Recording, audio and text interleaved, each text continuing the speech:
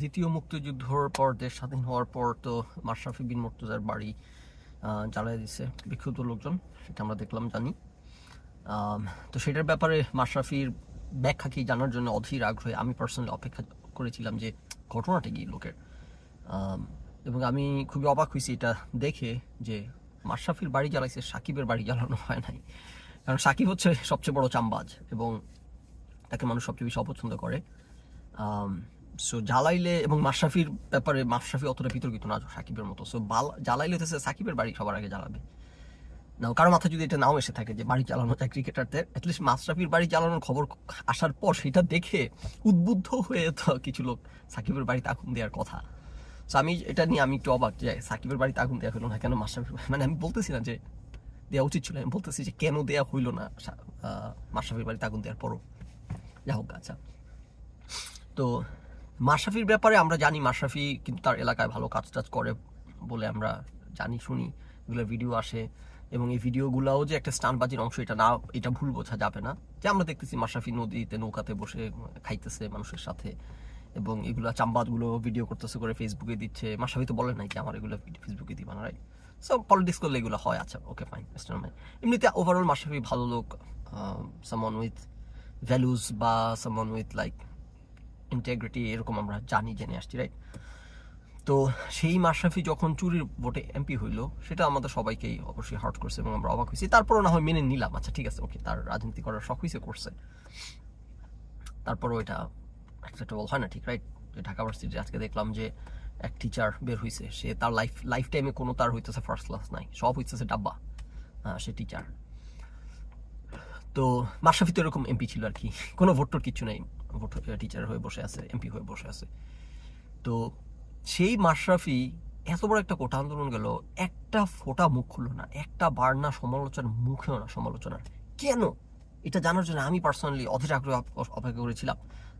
So we are in lakh today. Mashrafe বের হয়ে not out Noman, যে ক্রিকেট বিশ্লেষক, ওনার ইউটিউব চ্যানেলে সাক্ষাৎকার দিয়েছেন একটা 1 ঘন্টা ব্যাপী। সেখানে উনি একটা ব্যাখ্যা দিচ্ছেন। তো সেখানে আমরা কোনো গ্রহণযোগ্য ব্যাখ্যা পাইলাম ওনার কাছ থেকে? না, আমরা কোনো গ্রহণযোগ্য ব্যাখ্যা ওনার কাছে পাইনি, গোজামিল পাইছি। এবং যে উত্তর উনি দিয়েছেন এটা কোনো গ্রহণযোগ্য কোনো উত্তর না। ওনার কথা হচ্ছে যে উনি বুঝে উঠতে পারেন নাই, উনি ভাবছেন যে উনি যদি আজকে সংহতি জানায়, তারপর এটা যদি আরো বড় হয়, ছাত্র আন্দোলন আরো বেড়ে যায়, তারপর সেটা নিয়ন্ত্রণ করার ক্ষমতা ওনার আছে কিনা। তারপর ওনার কথা হচ্ছে যে আমি সংহতি জানাইলাম ফেসবুকে একটা স্ট্যাটাস দিয়ে, তাতে কি লাভ হইতো? তাতে তো কোনো লাভ হইতো না। লাভ করতে হলে কি করতে হইতো? আমাকে আগে পথ থেকে, লাভ হইতে হলে আমাকে রাস্তায় গিয়ে তাদের সাথে নেমে আন্দোলন করতে হইতো। সেটা করতে হলে আমাকে আগে পদত্যাগ করতে হইতো এমপি পদ থেকে। তো সেইটা তো সম্ভব না। মানে কি, কেন সম্ভব না? এটা তো আপনার হার্ড আর্নড এমপি পদ, এটা তো চুরির এমপি পদ। আপনি তখনও চুরি করলেন, আপনাকে আমরা কিছু বললাম না, আচ্ছা ছেড়ে দিলাম। আপনি এখন সেই চুরির পদও ছাড়বেন না, আপনি ছাত্রদের সংহতি জানাইতে হলে, তার মানে আপনাদের ছাত্রদের সংহতি জানানোর আপনার ইস্যু কোথায়, যেটা আপনি বললেন, দেখি এটা অ্যাকসেপ্টেবল কোনো কারণ হয় কিনা।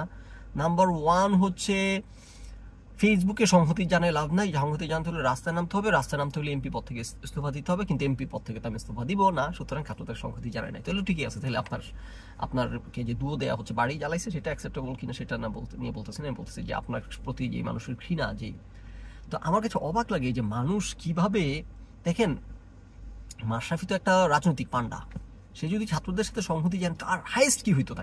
হাইয়েস্ট কি হইতো? মাশরাফির পদটা কেড়ে নিত, বা হয়তো পদও কেড়ে নিত না, হয়তো বা অর হোয়াট এভার, যেহেতু সে শুধু রাজনীতিবিদ না, ক্রিকেটার, জনপ্রিয়তা আছে, হ্যাঁ, হয়তো দলের মধ্যে একটু কোণঠাসা অবস্থায় থাকতো, হয়তো দলের মধ্যে গলা উঁচু করে গণভবনের প্রধানমন্ত্রীর সাথে ডিনারটা জমতো না।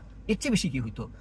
সারা দেশের যত চামবাজ আছে, যত ভীতু আছে, মিডিয়া কর্মী থেকে শুরু করে যারা সাধারণত ভীতু হয়, সবাই এবার রাস্তায় নেমে আসছে। এবং এবার যখন লোকজন রাস্তায় নামা শুরু করছে, কিছু তো চামবাজ একদম লাস্ট মুভমেন্টে মুখ করছে, একদম লাস্ট, যখন বুঝে গেছে যে কোন দিকে ব্যালেন্স হইতেছে, হইতে যাচ্ছে, ভারী হইতে যাচ্ছে পাল্লা, বুঝে তারপর নামছে রাস্তায়। আর একটা পর্যায় পর্যন্ত কিন্তু ব্যালেন্স লাইক ইয়েতে ছিল, হ্যাঁ, অন নাইফ এজ। সেই সময় কিন্তু দেশের অনেক মানুষ অলরেডি সংহতি জানাই না, শুধু রাস্তায় নেমে শুরু করছে মানুষের সাথে সংহতি জানানো, স্ট্যাটাসে লেখালেখি, কার্টুন, ক্যারিকেচার, গান বানানো, তারপর প্রতিবাদ থেকে, রাইট? এই দেশ যে এত সহজে স্বাধীন হবে, এটা তো আমরা ওই দিন 5 তারিখ সকালেও আমরা কল্পনা করে সারিনি। আমরা তো আরো রক্তক্ষয়ের ছিলাম, অপেক্ষা করেছিলাম যে আরো কি না কি হয়। যা হোক, তো এর মধ্যেও মানে দেশে আর কেউ বাকি নাই। এই অবস্থায় দেশের যারা মুখ বন্ধ করেছিল, এদের মতো চামবাজ পৃথিবীর ইতিহাসে বিরল। এদের আর কোনো এক্সকিউজ নাই, কোনো আর এক্সকিউজ নাই। সবাই মুখ খুলে ফেলছে, তারপরও মাশরাফি মুখ খুলতে পারলো না। মাশরাফির কি ছিল একটা স্টেক? চুরির এমপি পদ হারানো। এবং এগেন, যদি আমরা ভেবে থাকতাম যে হয়তো এই কারণে মুখ খুলে নাই, কিন্তু আসলে মাশরাফির অন্য কোনো কারণ ছিল। উনি রোড অ্যাক্সিডেন্ট করে হাসপাতালে শয্যাশায়ী ছিলেন, আমরা জানতাম না, এই কারণে আমরা না এমন করে উনি বের হয়ে এসে ব্যাখ্যা যা দিলেন, এখন আর ভুল বোঝার কোনো অবকাশ নেই। ওনার ব্যাখ্যাই হচ্ছে এটা, উনি চুরির এমপি পদ হারানোর ওনার ভয় ছিল, এই কারণে উনি ছাত্রদের সাথে সংহতি জানাতে পারেন নাই। আচ্ছা, বুঝতে পারলাম। তাহলে মাশরাফি বিন মুর্তজা, আপনি হচ্ছে আপনার সম্পর্কে মানুষ যা ধারণা ছিল সেটা তাহলে ভুল না। তাহলে আপনি দেশের এই অবস্থায় সাধারণ এরকম একটা নন পলিটিক্যাল ইস্যুতে সাধারণ ছাত্রদের কিভাবে হত্যা করার পর সেই বিষয়ে যদি আপনি সংহতি জানাতে না পারেন, আপনার হালুয়ার ভাগে একটু টান পড়বে, এই কারণে আপনার গণভবনে দাওয়াত হয়তো পাবেন না, প্রধানমন্ত্রী রাগ হয়ে যাবে, এই যদি হয় আপনার কারণ, আপনি ভালো মানুষ না ভাই।